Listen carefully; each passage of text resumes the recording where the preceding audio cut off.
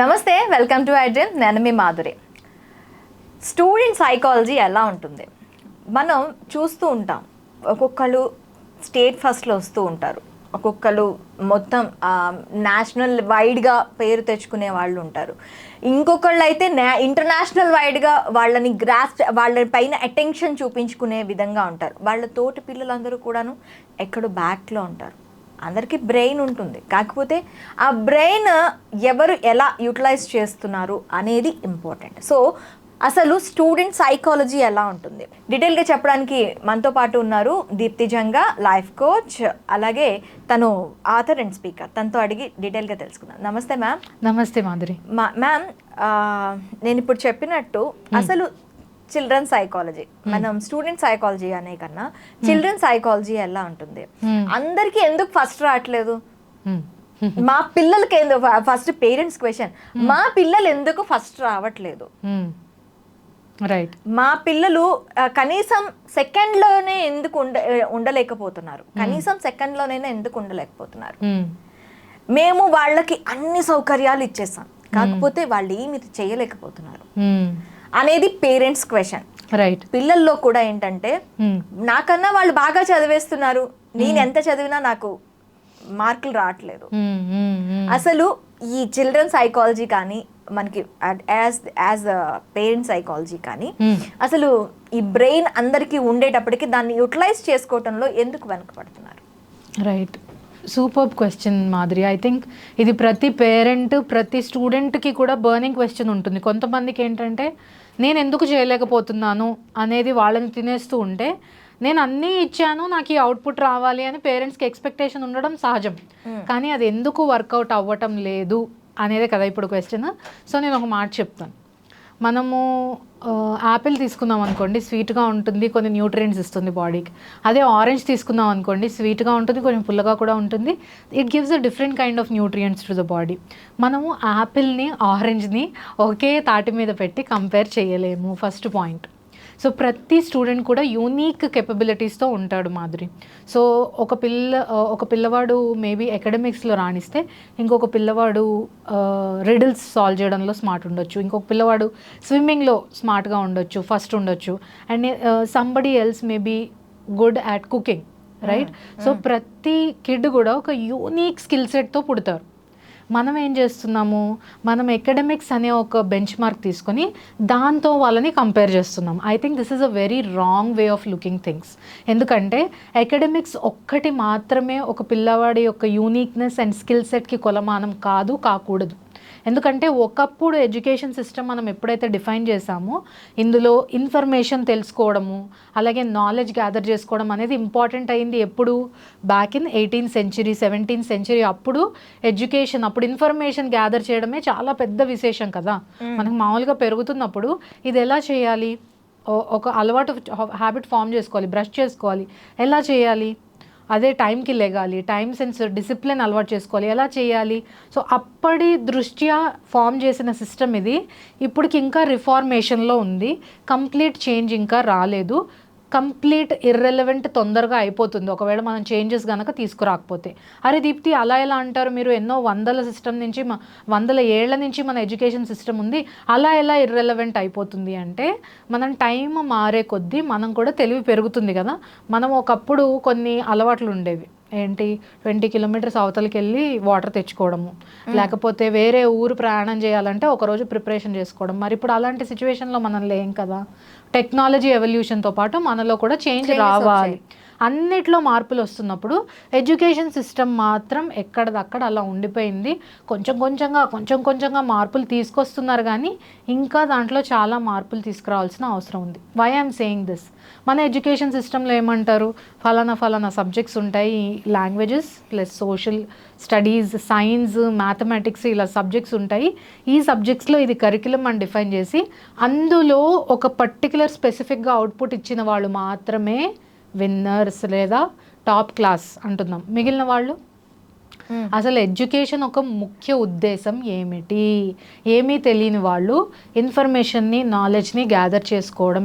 Education ఒక ముఖ్య ఉద్దేశం ఏంటంటే అసలు ఏమీ తెలియనితనం నుంచి కొంత లోక జ్ఞానం ప్లస్ సబ్జెక్ట్స్ ప్లస్ లాంగ్వేజెస్ ఇవన్నీ కూడా ఉపాదించడమే మన ఎడ్యుకేషన్ సిస్టమ్ యొక్క మెయిన్ టార్గెట్ కదా.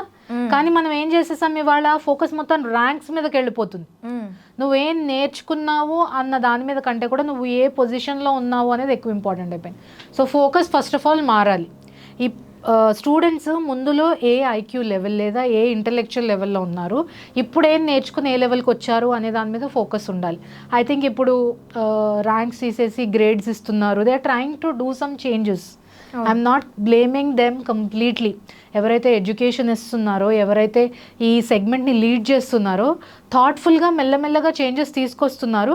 కానీ అది కంప్లీట్గా పర్కులేట్ అయ్యి కింద లెవెల్ వరకు రావడానికి టైం పడుతుంది. అండ్ ఏదైనా కొన్ని సంవత్సరాల నుంచి బిల్డ్ అయిపోయిన దాన్ని బ్రేక్ చేసి మళ్ళీ చేంజ్ చేసి మళ్ళీ దాన్ని ఒక లెవెల్కి కన్స్ట్రక్ట్ చేయడానికి కూడా టైం పడుతుంది. సో ఎప్పుడైనా సరే కూడా ఉండాలి దానికి. ఖచ్చితంగా మనము ఏ లెవెల్లో ఉన్నామో, ఇందులో ఏ చేంజెస్ వచ్చాయి, ఇప్పుడు మన ఫోకస్ ఏముండాలి అని మనకు కూడా కొంత సెన్స్ ఉండాలి. పేరెంట్స్ కూడా ఇప్పుడు మనం ఒక బంజరు భూమిలో నేను అన్నీ ఇచ్చేసాను, వాటర్ ఇచ్చాను, సన్లైట్ ఇచ్చాను, విత్తనం మంచి A1 ప్రీమియం క్వాలిటీ తీసుకొచ్చాను, నాకు ఇప్పుడు బంజరు భూమిలో రావాలి ప్లాంట్ అంటే ఎలా వస్తుంది Madhuri? So parents should have the sense that మన పిల్లవాడు కేవలం ర్యాంక్ రావడానికి మాత్రమే పుట్టలేదు. ఇది ఎప్పుడైతే వాళ్ళు యాక్సెప్ట్ చేయగలుగుతారో అప్పుడే వాళ్ళు పీస్ఫుల్గా ఉంటారు. ఎప్పుడైతే comparison, I think there should be a healthy comparison always. Healthy comparison అంటే ఏంటి? మీ వాడు ఎలా చదివితే సబ్జెక్ట్లో రాణించగలుగుతున్నాడు, లేకపోతే మీ అమ్మాయి ఎంత టైం ఇచ్చి ఏ మెథడాలజీ ఫాలో అవుతే తను తొందరగా చదువుకోగలుగుతుంది. ఐ థింక్ ఇందులో కాంపిటీషన్ ఉండాలి పిల్లలకి. ఓకే.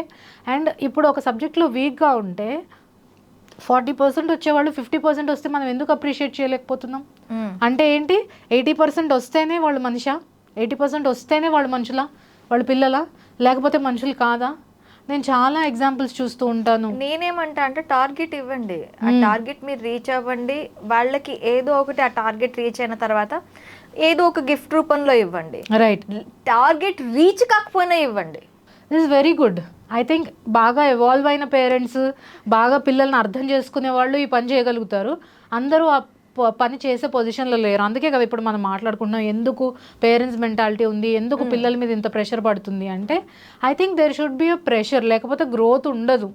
ఇప్పుడు నాకు ప్రెషర్ లేదనుకోండి, ఒక టైంలో ఒక పర్ఫామ్ చేయాలని, I don't think I will grow. So అలాగే స్టూడెంట్స్ కూడా. కానీ ఒక లెవెల్కి మించి దాటిపోయి వాళ్ళ మెంటల్ వెల్బీయింగ్ డిస్టర్బ్ అయ్యేలాగా వాళ్ళని అందరి ముందు ఇన్సల్ట్ చేయడం ఇలాంటివి చేయకండి please. They also have their own personality. వాళ్ళకి సెల్ఫ్ రెస్పెక్ట్ ఉంటుంది. అందరి ముందు ఒక సమానంగా ఈక్వల్గా చేసేసి అందరి ముందు కూర్చోబెట్టేసి వాళ్ళని మాటలు అనడం, దాని ద్వారా మీరు హ్యాపీనెస్ పొందడం, నలుగురితో అనిపించడం, ఇలాంటివి ప్లీజ్ చేయకండి. నేను చాలామందిని చూశాను, అక్క నేను చెప్తే వీడు వినట్లేదు, నువ్వు చెప్పు, నువ్వంటే వింటాడు. అక్కడ పాయింట్ స్టూడెంట్ని హర్ట్ చేయడం కన్నా స్టూడెంట్ ఏం కోరుకుంటున్నాడు, స్టూడెంట్లు ఎందులో బెటర్గా పర్ఫామ్ చేస్తున్నారు పిల్లలు, వాళ్ళకి ఏది ఇంట్రెస్ట్ అనేది తెలుసుకోవడంలో మనం ఎందుకు స్పెండ్ చేయట్లేదు. And I don't blame parents also. వాళ్ళు తెలుసుకొని చేస్తున్నారు. సమ్వేర్ స్టూడెంట్లో ఇంట్రెస్ట్ రాకపోతుంటే మీరు ఇంకా ఎక్స్పర్ట్స్ హెల్ప్ తీసుకొని వాళ్ళలో ఇంట్రెస్ట్ తీసుకొని రండి. Why don't you talk to a child psychologist అనగానే అదేదో చెయ్యరాని నేరంలాగో. కొంతమంది ఫ్యామిలీస్లో ఉంటుంది, సైకాలజిస్ట్ దగ్గరికి వెళ్తున్నావా అంటే పిచ్చోల్వా, వాళ్ళు పిచ్చోళ్ళ నువ్వు పిచ్చిదానివా? రైట్. పేరెంట్ ఒక ఇనిషియేట్ తీసుకున్నావా, ఎవరైనా తీసుకొని ముందుకు వెళ్ళినా కూడా సైకాలజిస్ట్ అనగానే పిచ్చోలా. Every person has a psychological problem. అది ఇండియన్ సర్వేలో తేలింది. 10 మందిలో 9 మందికి సైకలాజికల్ ప్రాబ్లం ఉంది అనేది ఒక ఇది. ఇప్పుడు ఆ 10% కూడాను సైకలాజికల్ ప్రాబ్లం ఫేస్ చేస్తూ ఉంటారు. అంటే వీళ్ళంతా కాదు, everyone has a psychological problem. ఆ సైకలాజికల్ ప్రాబ్లం లేదు అంటే ఇంకా మనం. So Madhuri, the essence of what you're trying to say is ఎవరు కూడా పర్ఫెక్ట్గా ఒక స్కేల్లో లేరు. అవును, అది పర్ఫెక్ట్ అనే వర్డే లేదు అసలు ఫస్ట్ ఆఫ్ ఆల్.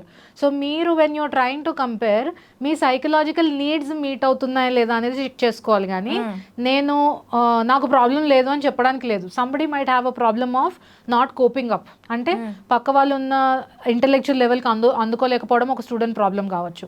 కొంతమంది పేరెంట్స్కి జెన్యున్గానే అర్థం కాదు, నేను అన్నీ చేస్తున్నాను ఇంకా ఎక్కడ ప్రాబ్లం. అప్పుడు ఒక ఎక్స్పర్ట్ని రీచ్ అవ్వడం ప్రాబ్లం కాదు కాదు అనే మైండ్ సెట్ కల్టివేట్ చేసుకోవాలి. నేను పేరెంట్స్కి చిల్డ్రన్కి చెప్పాలనుకున్నది ఒకటే విషయం అండి, ఎప్పుడైతే మీరు మీ పిల్లల్ని మీరు పక్క వాళ్ళతో కంపేర్ చేస్తున్నారో వాళ్ళ కేపబిలిటీస్ ఏంటి, వాళ్ళు ఏది బాగా చేయగలుగుతున్నారు అనేది అబ్జర్వ్ చేసి వాళ్ళని ఎంకరేజ్ చేయండి. మీరు మీ పిల్లల స్కిల్ సెట్ని కానీ టాలెంట్ని కానీ రికగ్నైజ్ చేయలేకపోతే ఒక ఎక్స్పర్ట్ దగ్గరికి వెళ్ళడం తప్పు కాదు. ఇంకొక విషయం, పేరెంట్స్ ఎప్పుడైనా సరే ఫ్రస్ట్రేట్ అయిపోయి ఇరిటేట్ అయిపోయే ముందు మీరు బాగా చేస్తున్నారు అనేది మిమ్మల్ని మీరు గుర్తించుకోండి ఫస్ట్. ఎందుకంటే చుట్టుపక్కల ఉన్న వాళ్ళు మిమ్మల్ని పొగడకపోయినా, చుట్టుపక్కల వాళ్ళు ఉన్నవాళ్ళు మిమ్మల్ని గుర్తించకపోయినా కానీ మీరు చాలా బ్యూటిఫుల్ జాబ్ చేస్తున్నారు అనేది మాత్రం నిజం. సో మీ పిల్లల్లో ఉన్న టాలెంట్ని గుర్తు చేసుకోండి, వాళ్ళలో ఉన్న టాలెంట్ని వెలికి తీయడానికి ప్రయత్నించండి, ఎక్స్పర్ట్ సహాయం వీలైతే తీసుకోండి, మిమ్మల్ని మీరు అప్రిషియేట్ చేసుకోండి. పిల్లల్ని మాత్రం ర్యాంక్స్ వైజ్గా మార్క్ చేయడం, లేకపోతే ర్యాంక్స్ వైజ్గా వాళ్ళు పర్ఫామ్ చేయలేకపోతే డిగ్రేడ్ చేయడం అనేది సరైన విషయం కాదు. మీరు ఇంకా దీని గురించి తెలుసుకోవాలనుకుంటే ఒక ఎక్స్పర్ట్ని రీచ్ అవ్వండి, ఎడ్యుకేషనిస్ట్ని, ఎడ్యుకేషనల్ ఇన్స్టిట్యూషన్స్తో మాట్లాడి రెగ్యులర్గా ఏం మార్పులు వస్తున్నాయి అనేది తెలుసుకోండి. Definitely the system is changing. I hope you get the best out of this situation. Thank you ma'am. Welcome.